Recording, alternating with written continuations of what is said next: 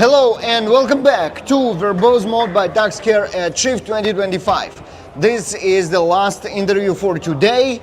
Many more are coming up tomorrow. My last but not least guest for today is Stjepan. Welcome, Stjepan.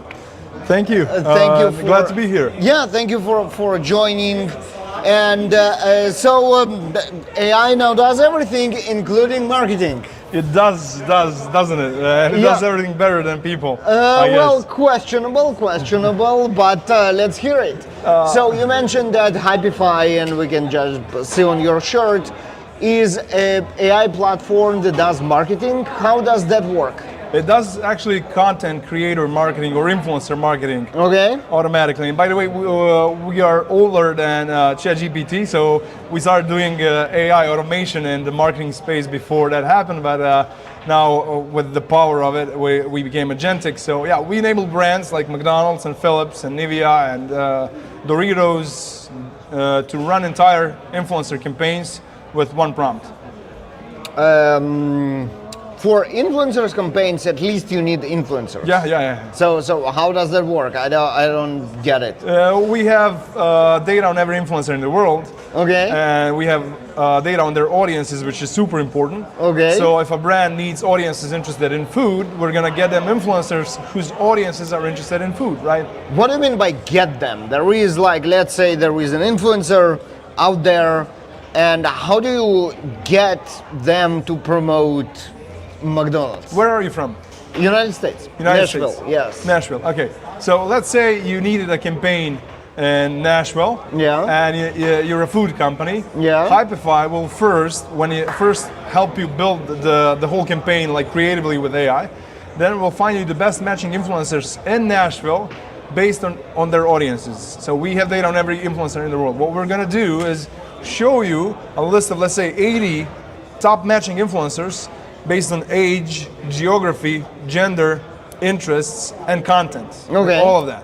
And we're gonna show you a screen of those influencers. They might not know anything about Hypify, but if you're happy with them, Hypify will reach out to them automatically, will price them according to their size, their engagement, their reach, and give them an offer that they usually can't refuse. Yeah. And get you influencer performance without you having to do anything. And then obviously, since you created this campaign with AI, all the content is already set up, and it makes it very easy for all the sides to actually make it happen. It makes it much easier on both sides. The influencers now get like a one-pager that explains to them what they need to do. But we still push for massive authenticity. So influencers stay authentic. They make the content the way they do content usually. So it's not too constricting, right? That's something that performs the best.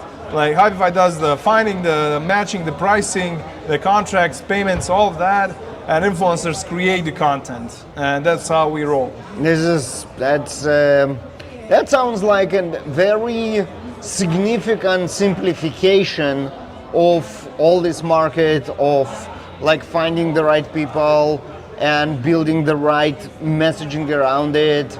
And all this kind of stuff. That's what the AI is for. So yeah. When I mentioned geography, gender, age, interest, it's the audience part, but brands have to find content creators that match with their brand, right? So we take AI that literally looks at the content of those content creators and matches it against the company, against the product, against the brief, and says, okay, this guy is good, this guy is not good, even though he has good audiences, or this girl or this influencer. So we do the brand fit analysis visually, like brand managers do. That's how we can make it that, let's say, simple and easy. That's very cool. Let's talk about the technology behind it.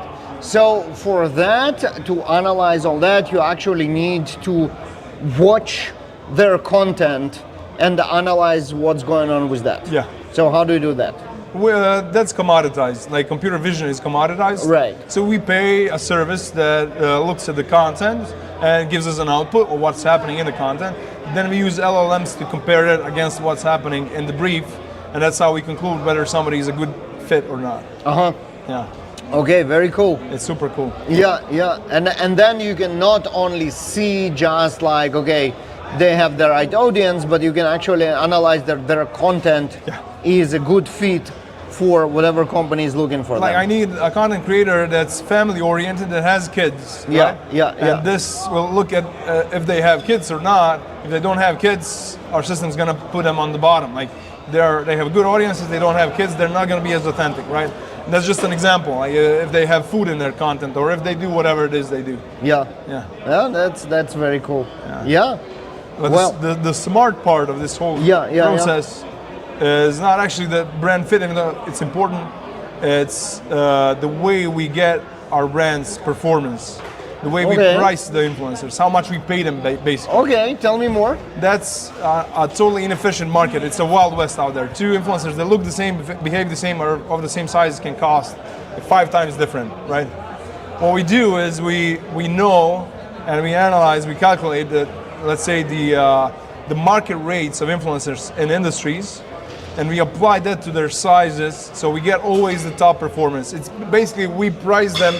We don't negotiate with influencers, which is the normal way, usual way, but we price them knowing what they're gonna bring back, and we ensure ROI for the brand. Okay, so you take all this hype pricing out of the equation entirely. Out of the equation. Like, And how people take it, because usually, especially those who got overpaid, probably won't be very happy about that. they're not super happy about it. They just say no. They refuse the campaign. Okay, But the ones that accept it get to work. and you get the same results because you knew in the beginning that they will perform not worse than the overhyped ones. Yeah, they always perform better. And if you scale it up to 15, 20 micro nano influencers, 50, I don't know, it always works better than if you take 1 or 2 celebrities, and there's a good, well, not always, but like 90% plus of the cases. And there's a simple reason for it. Like if you have one video, chances of it going viral are low. Of course. For any one video. Yep. The whole algorithm decides on what goes viral, what course. doesn't. But if you have 20 content creators that make 40 videos, the chances of at least one of them going viral become super high. Yep. Like the chances of that go up to the 50s, 60s in percentage. And we often get campaigns where one content goes viral, everyone loves it. That first gets you performance, gets you views, gets you, actual engagement. Yep. People are actually interested in that content because it went viral organically. But second, it gives you insights into what your audience is like. It's like A/B testing. This is excellent. And you take those insights, apply them to the next campaign, Yep. you get better performance. We have brands that do exactly this. This is very cool. Yeah. Stjepan, that was very insightful and very unexpected. Yeah? How interesting it is. So yeah, I learned, the audience learned. Thank you very much. I hope you learned something. Absolutely, absolutely. And for you folks, stay tuned for tons of this and other interesting content tomorrow at Verbose Mode Tax Care. Shift 2025, second day tomorrow, starting around 11 a.m. So tune in. The first episode will go live on all our platforms, and then we will switch to YouTube only, as we did today. See you all tomorrow. Stjepan, thank you very much. Thank you very much, and I love the steampunk theme. I love it. Thank you. Thank you.